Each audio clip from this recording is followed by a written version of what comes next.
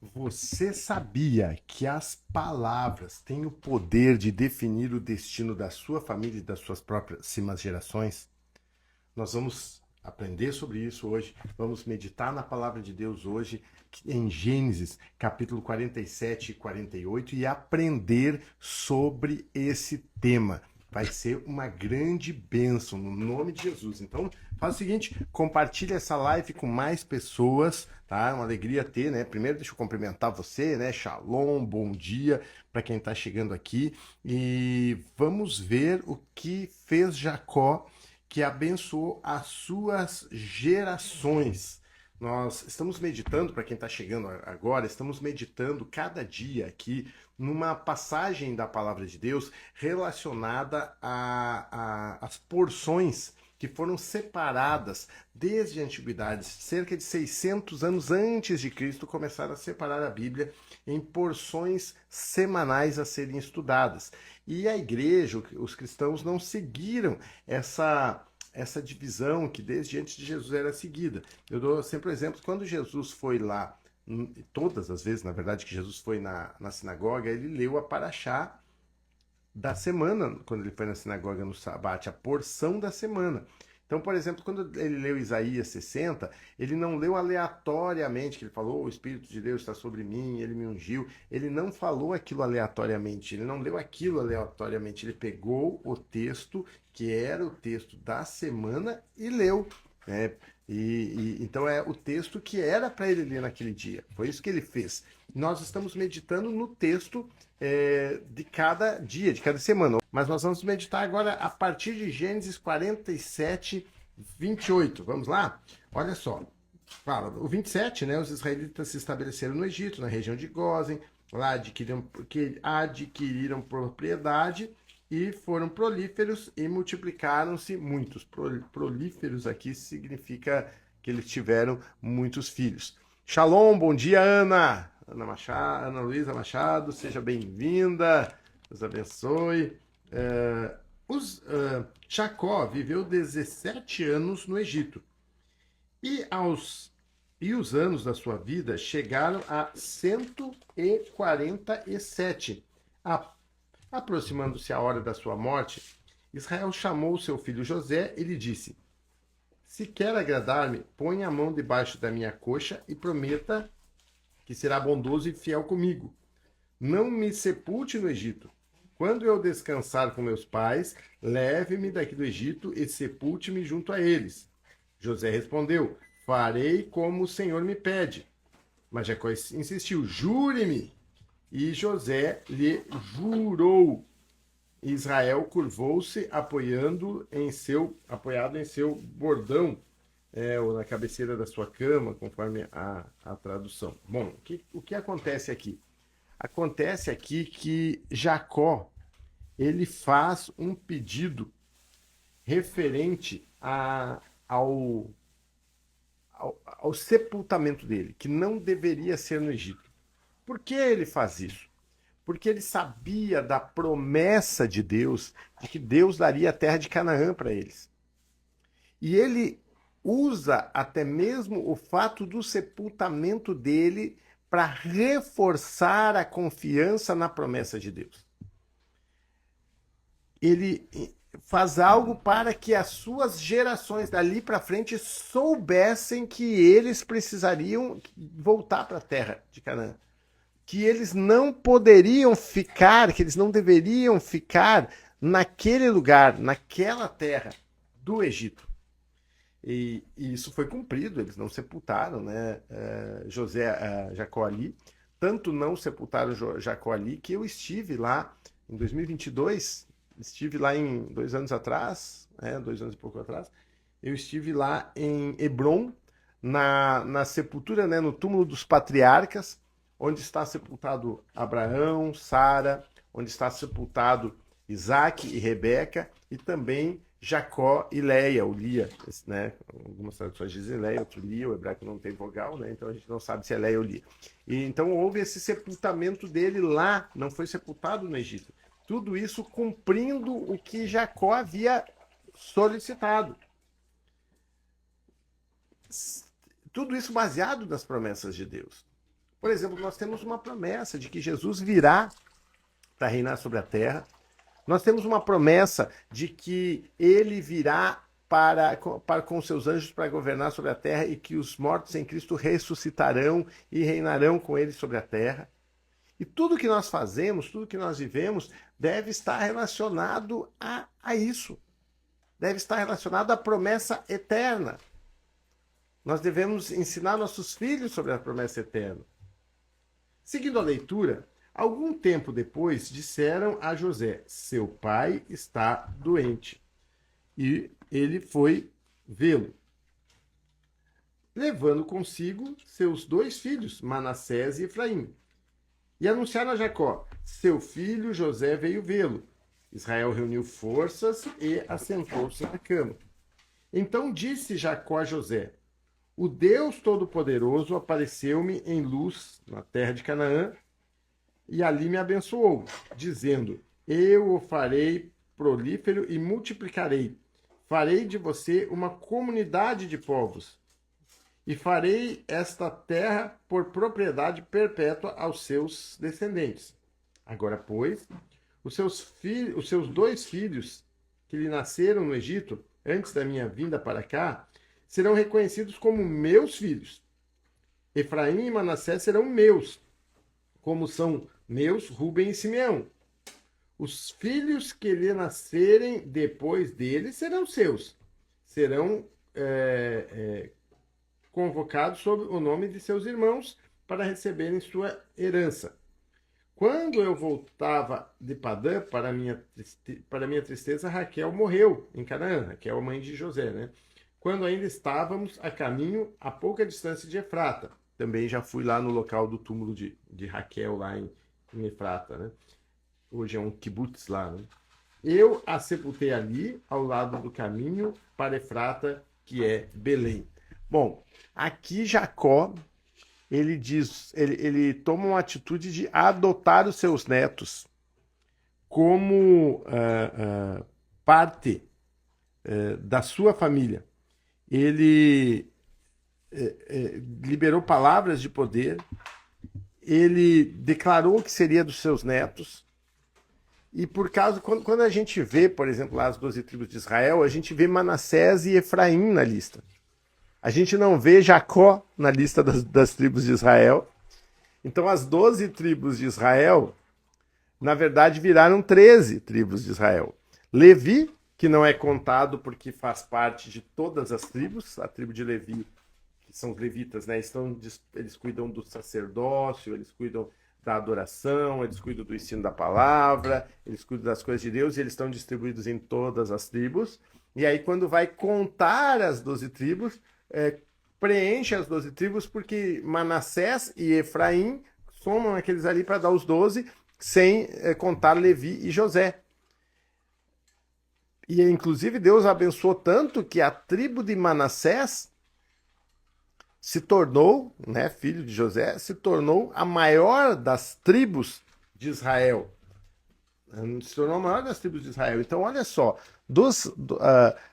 José teve a sua descendência abençoada, porque José foi fiel a Deus, foi fiel até em todas as coisas, e por isso toda a sua descendência foi abençoada. Judá, que tentou impedi-los de vender José, também teve a sua descendência abençoada. As demais tribos não tiveram tanta relevância, foram relevantes, mas não tanto quanto essas duas, como Efraim, Manassés, Judá, justamente porque tem um histórico lá desde a raiz que não foi abençoado como precisaria ter sido. Vamos continuar lendo aqui, continuar lendo a palavra. O 8 e o 9 vão dizer, né, versículos 8 e 9. Quando Israel viu os filhos de José, perguntou: quem são estes? Né, pela idade, pela dificuldade de visão, né?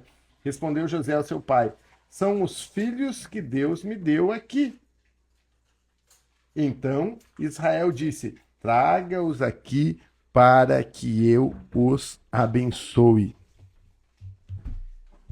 Bom dia, irmão. Bom dia, Alisson. Bom dia. Ótima semana para você também. Aqui, queridos, é o ensinamento de hoje, está nesse texto, nessa passagem, que nós precisamos entender o seguinte: a palavra de quem tem autoridade, ela tem poder espiritual sobre a pessoa. Quem é pai, quem é mãe, tem poder espiritual sobre a sua descendência. Quem é pastor, quem é líder, quem é discipulador, tem poder espiritual sobre os discípulos. Poder, autoridade espiritual. Quem está numa posição de autoridade, suas palavras são poderosas para abençoar ou para amaldiçoar. Renata, bom dia! Bom dia, Renata, lá de Palhoça, né? Seja bem-vinda. Então, queridos, olha só. A palavra tem poder para abençoar ou para amaldiçoar. Principalmente se você está numa posição de autoridade sobre aquela pessoa. Principalmente quando você é o pai, é a mãe. E aqui Jacó, nesse texto, ele sabendo disso, começa a abençoar os seus descendentes. E ele vai abençoar primeiramente os filhos de José, declarando bênçãos sobre a vida deles. Então, queridos, eu quero dizer para você que a nossa chamada é abençoar a nossa descendência.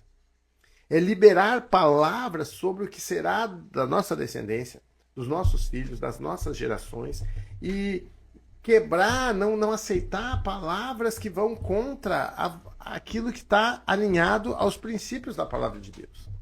Infelizmente, muitos pais amaldiçoam os filhos. Muitos pais acham normal ficar falando palavras negativas, palavras ruins para os seus filhos. Você é isso, você é aquilo, vai para quê, não sei o quê. E aí vão amaldiçoando a vida deles e as gerações. E aí coisas ruins começam a acontecer na vida deles.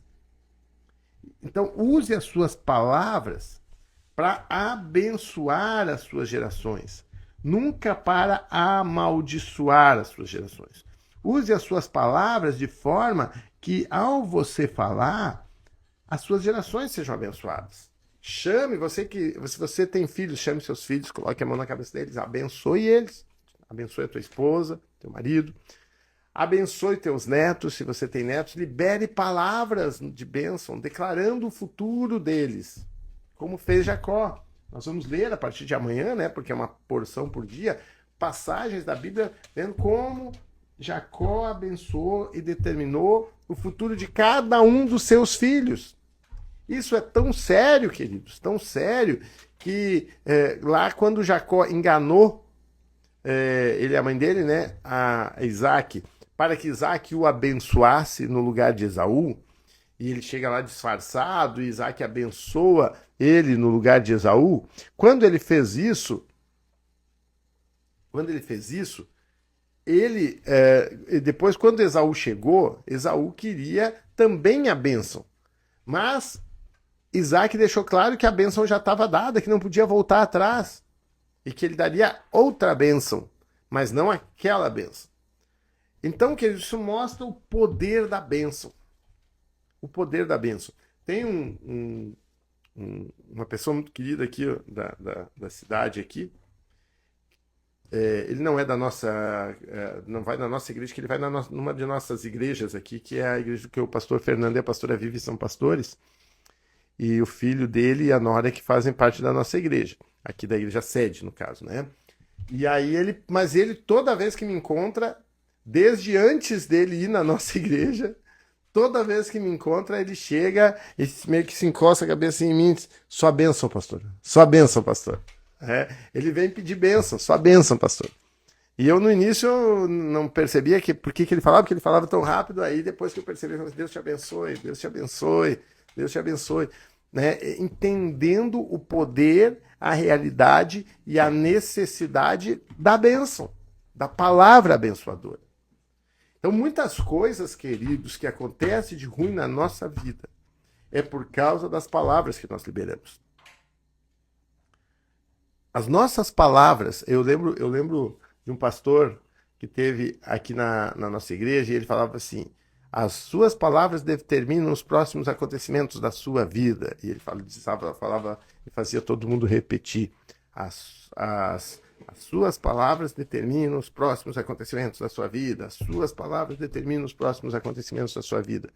Então é isso que nós aprendemos aqui nesse texto, nessa porção, essa pequena porção de hoje da leitura. Aprendemos que nós precisamos valorizar as palavras de bênção, precisamos liberar as palavras de bênção e precisamos estar atentos para não liberarmos palavras de maldição. Nós nos acostumamos a falar coisas de maldição e achamos que é normal e não nos damos conta. A Bíblia diz: a morte e a vida estão no poder da língua, e quem bem a utiliza comerá o seu fruto. Então nós precisamos ter esse cuidado, essa atenção, e termos essa sabedoria de que a nossa língua abençoe, libere palavras de bênção e palavras que tragam o crescimento, que tragam um futuro. Então nós construímos um futuro pelas nossas palavras liberadas sobre a vida daqueles que nós temos essa autoridade espiritual, né? E aqui nós vemos isso em Jacó. Ele liberou palavras de bênção, ele declarou: eu recebi uma promessa de que nós vamos ser muitas nações, eu recebi uma promessa de que nós vamos morar na terra de Canaã, por isso você não vai me sepultar aqui, você vai se comprometer comigo que você vai me sepultar lá, chama teus filhos, e aí eu quero abençoar os teus filhos. E ele começa então a abençoar e declarar palavras proféticas sobre os filhos de José, que eram netos dele, né? Mas ele diz: agora são meus filhos, adotou, né? São meus filhos, e liberou as palavras de bênção. Então, queridos, hoje, como eu disse, a nossa meditação de hoje seria mais curta, devido a outros compromissos que eu tenho agora, né? Geralmente eu não tenho compromisso cedinho assim, né? Mas hoje tenho compromisso cedinho, então não vou poder avançar muito aqui hoje, mas a partir de amanhã nós vamos estudar juntos, né, a sequência desse assunto e mais aprendizado sobre as bênçãos liberadas sobre Jacó, sobre cada um dos seus filhos. E assim nós vamos ir indo nesta semana para o fim do nosso estudo e da nossa meditação dessa porção semanal sobre Gênesis, e vamos entrar no Êxodo, né? na volta deles para a Terra Prometida, né? Então, queridos, vamos orar, vamos colocar nossas vidas nas mãos de Deus e vamos pedir que Deus venha nos conduzir e venha nos ajudar a entender o poder das palavras, a entender o poder da bênção, a entender o poder da palavra liberada, daquilo que a gente fala, de forma que aquilo que a gente fala tenha um futuro, tenha um resultado lá na frente. Que aquilo que a gente fala tenha algo lá na frente de bom. Vamos orar? Pai, no nome de Jesus, nós nos colocamos nas tuas mãos. Nós pedimos, em nome de Jesus, que o Senhor nos perdoe por tantas vezes que falamos palavras, ó Deus, que não são palavras de bênção, que não são palavras que agradam ao Senhor, que não são palavras que geram resultado abençoado para as nossas futuras gerações. Muitas vezes, quando estamos com raiva, quando estamos bravos, numa situação de alguma coisa que o filho faz, falamos coisas. E que o Senhor nos ajude, Pai, para que não seja assim, para que as nossas palavras sejam abençoadoras dos nossos filhos. Que as nossas palavras sejam liberadas, ó Deus, de tal forma que os nossos filhos venham crescer em graça, em bênção, em direção do Senhor, e as nossas palavras abençoem, ó Deus amado, tanto os nossos filhos, netos, as nossas gerações, assim como Jacó abençoou suas gerações. Que assim nós venhamos aprender a fazer, para a glória do teu nome, Senhor. No nome de Jesus. Amém. Amém, queridos? Amém? Que realmente as suas palavras reflitam os princípios bíblicos e sejam abençoadoras para construir um futuro desejável para as suas gerações. No nome de Jesus. Amém? Amém, Renata? Deus abençoe. Hoje mais curta a live, né? Como eu disse, tem que me organizar para para sair aqui para um compromisso, mas essa live ela não vai ficar salva aqui no Instagram. Eu deixo ela um pouco aqui, né? O pessoal que de repente entrar atrasado fica um pouco, mas durante o dia eu acabo apagando ela daqui, arquivando ela e deixando ela só no Facebook, porque vocês sabem que live no Instagram acaba não tendo engajamento posterior, né? Então ela fica salva lá no Facebook, você pode entrar lá no meu Facebook e assistir e compartilhar ela com mais pessoas, tá bom? Deus abençoe, beijão no coração, tchau, tchau!